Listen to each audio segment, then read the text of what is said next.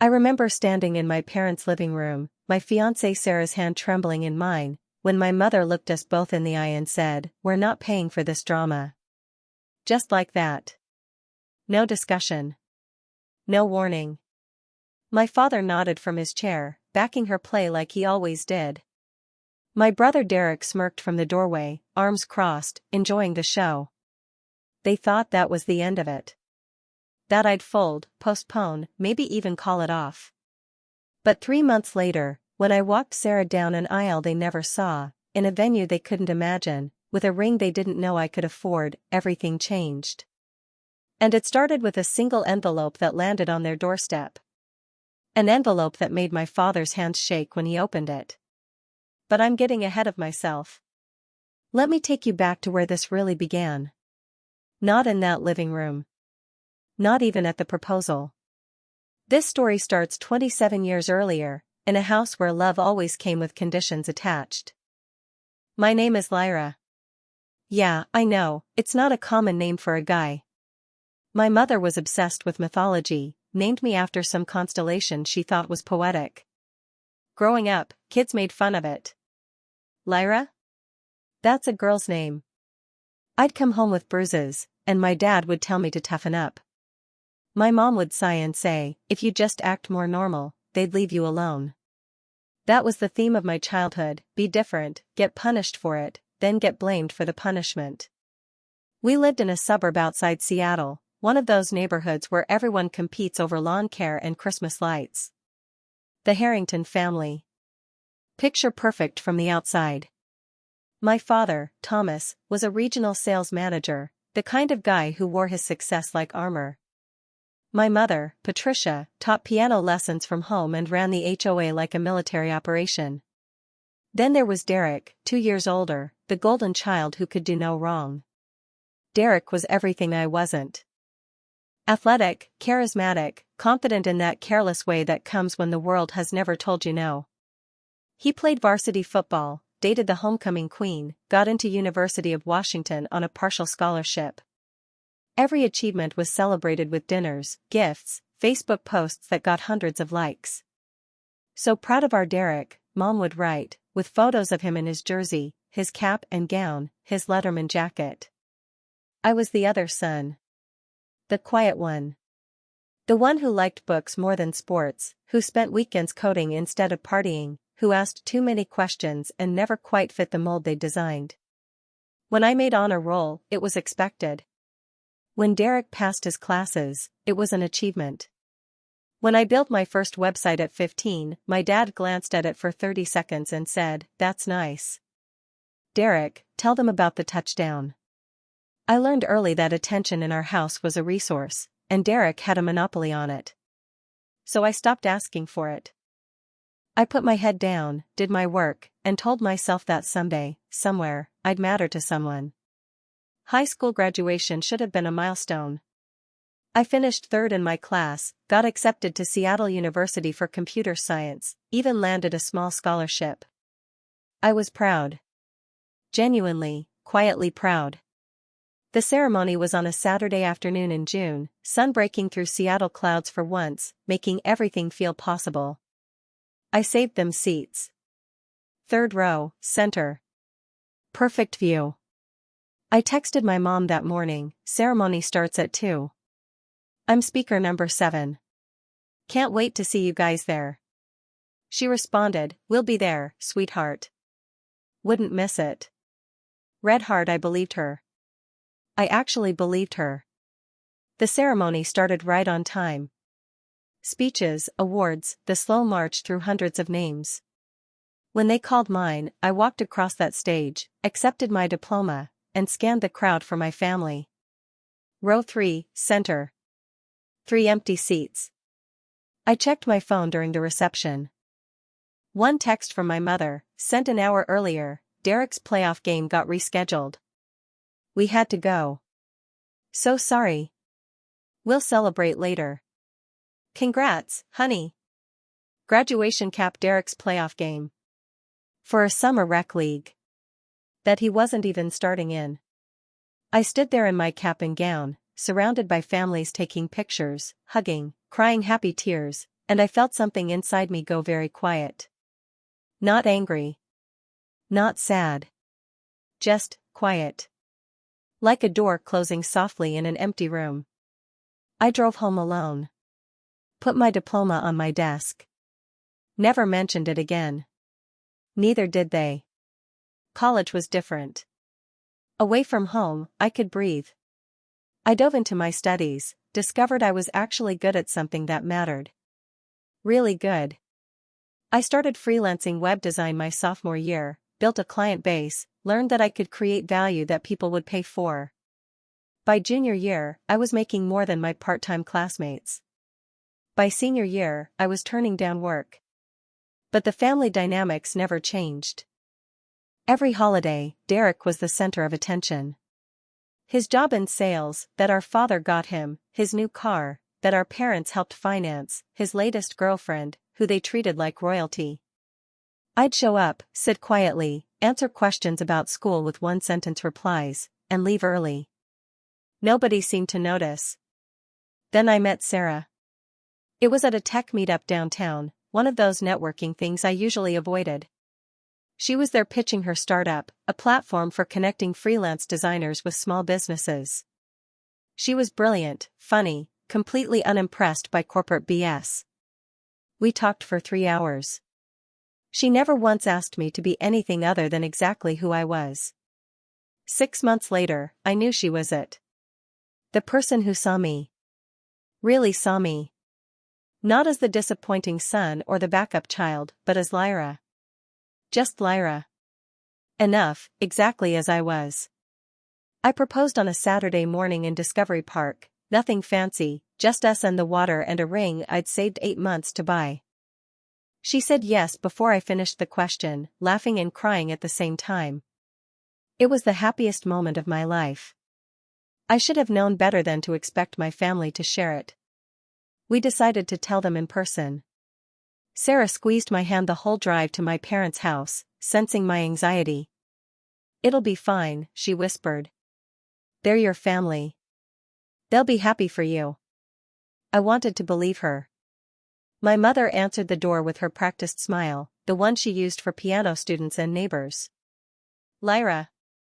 And Sarah, how lovely. Come in, come in." Derek was already there, sprawled on the couch with a beer, watching a game. My father sat in his recliner, laptop open, barely looking up. We sat on the love seat, Sarah's hand still in mine. I took a breath. "So, we have some news. Sarah and I are engaged." For a moment, nothing. Just the sound of the television and the hum of the refrigerator in the kitchen. Then my mother's smile tightened. "Engaged? That's sudden, isn't it? We've been together almost 2 years, Mom." Still. She glanced at my father, some silent communication passing between them. "Have you thought this through? You're only 25. You barely have a stable career. I run my own business. I make 6 figures. Derek snorted. "Doing what, making websites? That's not a real job, man." Sarah stiffened beside me. I squeezed her hand, warning her not to engage. "It's real enough to pay my bills and save for a wedding." My father finally closed his laptop, his expression somewhere between disappointment and irritation. "A wedding you expect us to pay for, I assume?" "Actually, no. We're planning to cover most of it ourselves. But traditionally, the bride's family handles the venue and catering, and the groom's family contributes how much?" My mother cut in, her voice sharp. "We were hoping for maybe 10 or 15,000. That would cover the rehearsal dinner, some of the flowers, the $15,000? She said it like I'd asked for a kidney. "For a wedding? Lyra, that's completely unreasonable." "Derek's wedding cost you 30,000, I said quietly. The room went cold. Derek sat up, suddenly interested. My father's jaw tightened. My mother's face flushed. "Derek's wedding was different," she said, each word precise and cutting. "He married someone from a good family. Someone we knew. Someone appropriate. Sarah's hand went rigid in mine. I felt my pulse in my ears. What's that supposed to mean? It means we barely know this girl, my father said, not even looking at Sarah. You've known her, what, a year? 2 years. Fine. 2 years. That's not enough time to make a lifetime commitment. You're rushing into this, and we're not going to fund a mistake. The words hit like a slap. Sarah stood up abruptly. I think we should go. Sarah, I started. No, Lyra. Let's go. Her voice was steady, but I could see the hurt in her eyes. My mother stood too, smoothing her blouse, her composure perfect. We're not trying to be cruel, sweetheart. We're trying to protect you. Marriage is a serious commitment, and frankly, we're not convinced you're ready. And this girl, her name is Sarah, I said, standing. Fine. Sarah. We don't know her family, we don't know her background, and we're certainly not paying for this drama. There it was. The word that would echo in my head for months. Drama. Like my happiness was an inconvenience. Like my future was a burden. Derek leaned back, smirking. Dude, they're right. You're not exactly known for making great decisions. Something inside me cracked. Not broke. Cracked. Like ice under pressure, spreading fractures that would never quite heal. I looked at each of them. My mother, self-righteous and cold. My father, dismissive and distant. My brother, cruel and careless. The family I'd spent 25 years trying to matter to. Understood, I said quietly. Sarah was already at the door. I followed her out, ignoring my mother's voice calling after us. Lyra, don't be dramatic. Let's talk about this like adults. I didn't turn around. I just kept walking. In the car, Sarah finally let the tears come. I'm so sorry. I'm so sorry. For what? I asked, my voice hollow. For being the reason they stop. I took her face in my hands, forcing her to look at me. This isn't about you. This is about them. This is about 25 years of me not being Derek. Not being enough. Not being what they wanted. I kissed her forehead. But I'm enough for you, right? She nodded, crying harder. You're everything to me. Then that's all that matters. But driving home, I felt that crack inside me spreading. And with it came something I hadn't felt in years. Not sadness. Not even anger. Something colder. Clearer. Determination. They thought they could control me with money. With approval. With the threat of disappointment. They thought I'd postpone the wedding, maybe break up with Sarah, crawl back apologizing for the drama. They had no idea who they were dealing with. That night, I couldn't sleep. Sarah dozed beside me, exhausted from crying, but my mind was racing. I grabbed my laptop and started working. Not on client projects. On something else. Something bigger. For the next 3 months, I barely came up for air. I took on every high-paying project I could find. I worked 16-hour days, building websites, consulting, designing. Sarah helped, using her contacts to bring in clients. We pulled every dollar, every resource. We skipped meals out. We canceled subscriptions. We lived like we were broke, even though we weren't. Because we had a goal. I also made some calls. To vendors. To venues. To people who owed me favors. I cashed in every connection I'd ever made in the Seattle tech scene. And slowly, piece by piece, a plan came together. My family didn't call. Not once. No apologies. No checking in. Just silence. My mother posted on Facebook about Derek's promotion, his new apartment, his perfect life. I wasn't mentioned. I stopped checking after a while. It was easier. 10 weeks before the wedding date we'd originally set, I sent my parents an invitation. cream cardstock, gold lettering, hand-delivered to their door. Inside was a simple note: "You're invited to witness what drama looks like. No RSVP necessary. You won't want to miss this." My mother called 2 hours later, furious. "What is this supposed to mean? Are you seriously still going through with this wedding?" "Of course I am, Mom. Why wouldn't I?" "Lyra, we told you we weren't supporting this. And I told you I understood. The wedding's happening with or without your support. I just thought you might want to be there. But if you don't, that's fine too." Silence on the line. Then, "Where is this venue?" "Sunset Garden Hall? I've never heard of it." "It's new. Beautiful place. Sarah and I fell in love with it." "How are you paying for this?" "That's not your concern anymore, is it? See you there, Mom. Or don't." I hung up before she could respond. The truth was, Sunset Garden Hall was way out of our original budget. A gorgeous estate venue on the waterfront, the kind of place that cost $40,000 minimum. But the owner, Michael Chen, was a client I'd built a website for 2 years earlier. I'd saved his business, helped him modernize, brought him into the digital age. When I called and explained my situation, he didn't hesitate. "Use the venue," he said. "No charge. Consider it a wedding gift." "Michael, I can't, you can. You helped me when I needed it. Now I'm helping you. That's how this works." The catering came from another client, a restaurant owner whose online presence I'd completely overhauled. The photographer was a friend from college who owed me for months of free tech support. The flowers came from Sarah's cousin. The music from a DJ I'd built a booking platform for. Every piece of the wedding, every detail, was paid for not with money, but with relationships I'd built, value I'd created, connections I'd nurtured. Everything my family said didn't matter, everything they dismissed as not a real job, was now building the most important day of my life. But I had one more move to make.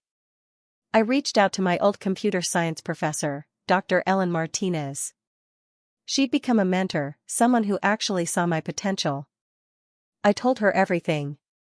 The family dynamics, the rejection, what I was planning. When I finished, she was quiet for a long moment. Then she said, "I have an idea. But you have to trust me." 3 weeks before the wedding, my parents received an envelope. Heavy cardstock, official university letterhead. Inside was an invitation to a special ceremony at Seattle University, honoring distinguished alumni who had made significant contributions to the tech industry. The date, the same day as my wedding. The time, 2 hours before the ceremony. My name was on the list of honorees. My mother called immediately. "Lyra, is this real? Are you being honored by the university?" "Yeah," I said casually. "Dr. Martinez nominated me.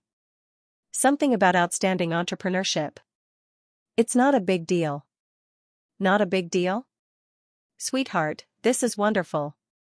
We'll absolutely be there." "You sure?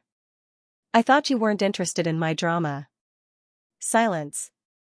"Lyra, don't be like that. We're proud of you. We'll be there." "Great.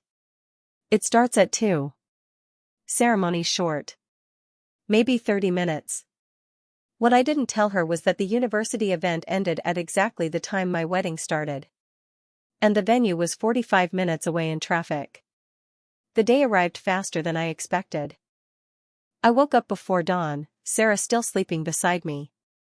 I watched her breathe, this woman who'd chosen me when my own family couldn't, and felt something settle in my chest. Peace, maybe. Or just certainty. Whatever happened today, I'd already won. The university ceremony was exactly what Dr. Martinez promised. 10 honorees, each getting a plaque and a 2-minute speech. When they called my name, I walked onto that stage and saw my parents in the 3rd row. My mother was beaming, my father actually looked proud, Derek was on his phone but at least he showed up. I gave a short speech about entrepreneurship, community, building value. I thanked my mentors, my friends, Sarah. I didn't mention my family. Not once. When I finished, the applause was genuine. Dr. Martinez hugged me. "You earned this," she whispered. "Now go get married." I walked off stage, caught my mother's eye, and checked my watch. She saw me do it. Saw the flicker of panic cross my face. That's when I knew she remembered. The wedding. I didn't wait around. I left through the side door, jumped into the car where Sarah was waiting already in her dress, and we drove like hell towards Sunset Garden Hall. My phone exploded with calls. Mom. Dad. Derek. All ignored. We pulled up to the venue at exactly 4 p.m., the time we'd listed on the invitation. Guests were already seated. The sun was setting over the water, painting everything gold and pink. It looked like something out of a dream. Sarah's father walked her down the aisle. I stood at the altar, heart pounding, surrounded by people who actually loved us. Friends. Sarah's family. Clients who'd become friends. Dr. Martinez in the front row, wiping her eyes. Michael Chin giving me a thumbs up. A community I'd built myself. The ceremony started at 4:15 p.m. We were halfway through our vows when I heard a commotion at the back. Car doors slamming. Rushed footsteps. I didn't turn around. I kept my eyes on Sarah, on her smile, on the life we were building. The officiant pronounced us husband and wife. We kissed as everyone cheered. And only then did I turn around. My parents stood at the back of the venue, frozen. My mother's face was red, whether from rushing or crying I couldn't tell. My father looked stunned. Derek was checking his phone. They'd missed everything. The processional. The vows. The kiss. Everything that mattered. My mother caught my eye. Her mouth formed the word sorry. I looked at her for a long moment, then turned back to Sarah, took her hand, and walked back down the aisle toward our future. We walked right past them without stopping. At the reception, they tried to approach. My mother, crying, reaching for me. "Lyra, please, we tried to get here." "The traffic, it's fine, Mom," I said calmly. "You made your choice 3 months ago. This is mine." "But we came. We're here now." "You're here for appearances. You were at the university for appearances. You've always been there for appearances." I glanced at Derek, who at least had the decency to look uncomfortable. "But you've never been there for me." My father stepped forward. "Son, that's not fair. We came to support you today. You came 2 hours late to the most important day of my life because you couldn't miss a chance to tell your friends your son got a university award. That's not support, Dad. That's PR." Sarah appeared at my side, her hand finding mine. My mother looked at her, really looked at her for the first time. "Sarah, I'm so sorry. We wanted to be here for, you weren't," Sarah said simply. "But everyone who matters was." We walked away together. Behind us, I heard my mother sobbing. My father trying to comfort her. Derek saying something about always knew he was ungrateful. I didn't look back. The reception was perfect. Dancing, laughter, toasts from people who genuinely cared. Dr. Martinez gave a speech about watching me grow from a quiet student into a confident entrepreneur. Michael Chen talked about integrity and reciprocity. Sarah's maid of honor made everyone cry with stories about our relationship. My family sat in the back, silent, watching the celebration they'd never expected. Around 9 p.m., I saw them leaving. My mother paused at the door, looking back at me one last time. I raised my glass to her, a small gesture that could have meant anything. Forgiveness. Goodbye. Acknowledgement. I'm not even sure what I meant by it. But she turned and left, and I went back to dancing with my wife. The next morning, hungover and happy in our hotel room, I checked my phone. 17 missed calls. Texts from my mother, my father, even Derek. All variations of the same message, We need to talk. We made a mistake. Please call us back. I showed them to Sarah. What do you want to do? She asked. I thought about it. About 25 years of being second choice. Of being dismissed. Of begging for scraps of approval from people who saw me as a supporting character in Derek's story. I thought about the quiet boy who believed he wasn't enough, and the man I'd become who knew differently. I typed one message and sent it to all three of them. You taught me that love is conditional and family is transactional. Thank you for the lesson. I built something better. Please don't contact me again. Then I blocked their numbers, all three of them, and put the phone down. Feel okay? Sarah asked. I feel free, I said. And I meant it. The months that followed were strange. Peaceful, but strange. My mother tried reaching out through Facebook, through email, even through Dr. Martinez once. Each message was some variation of "we miss you" and "can we talk?" I ignored them all. Not out of cruelty. Just out of self-preservation. They'd had 25 years to see me. I wasn't giving them another chance to look away. My business grew. Word spread about the work I did, not just the websites but the relationships I built. I hired 2 employees. Then 4. Within a year, I was running a legitimate agency. We moved into a real office. Sarah's startup took off too. We bought a house, a small craftsman in Ballard with a garden and a porch. We built a life that looked nothing like the one my parents had mapped out for me, and it was better than anything they could have imagined. Sometimes I'd drive past their house on the way to somewhere else. The lawn was still perfect. The Christmas lights still the brightest on the block. From the outside, nothing had changed. But I wasn't inside anymore, and that made all the difference. A year and a half after the wedding, I got a message from Derek. Not through phone or text, but through LinkedIn of all places. It was late at night, clearly written drunk or emotional or both. I'm sorry. For everything. You didn't deserve how they treated you. How I treated you. I was jealous, I think. You always knew who you were and I never did. Mom and Dad ask about you every day. Dad's not doing well. Heart problems. He wants to see you. I don't blame you if you don't want to. But I thought you should know. I read it 3 times. Showed it to Sarah. What do you think? She was quiet for a long moment. I think you need to do whatever gives you peace. If that's seeing him, okay. If it's not, that's okay too. You don't owe them reconciliation just because he's sick. She was right. I didn't owe them anything. Not my presence. Not my forgiveness. Not my peace of mind. I didn't respond to Derek's message. But I didn't block him either. That felt like enough. A door not opened, but not locked either. Maybe someday I'd walk through it. Maybe not. But it would be my choice, on my terms, when and if I was ready. Because that's what freedom actually looks like. Not burning bridges in anger. Not keeping them out of spite. Just quietly building a life so full that the people who rejected you become irrelevant. They don't get space in your head anymore.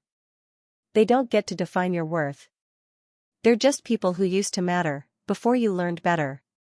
2 years after the wedding, Sarah and I had our first child. A daughter. We named her Elena, after Dr. Martinez, the woman who saw me when my own family couldn't. When Elena was born, Sarah asked if I wanted to tell my parents. I thought about it. Really thought about it. No, I said finally. They chose not to be part of my story. They don't get to be part of hers. It wasn't a decision made in anger. Just clarity. My daughter would grow up surrounded by love that wasn't conditional. By people who showed up not when it was convenient, but when it mattered. She'd never have to wonder if she was enough. She'd know it, bone deep, because I'd tell her every single day. That's the thing about breaking family cycles. It's not about revenge. It's not even about proving them wrong. It's about building something better and refusing to let their dysfunction touch it. My parents never met their granddaughter. As far as I know, they still live in that perfect house with the perfect lawn, telling neighbors about Derek's achievements and probably making up stories about me. Maybe they tell people we had a falling out. Maybe they blame Sarah.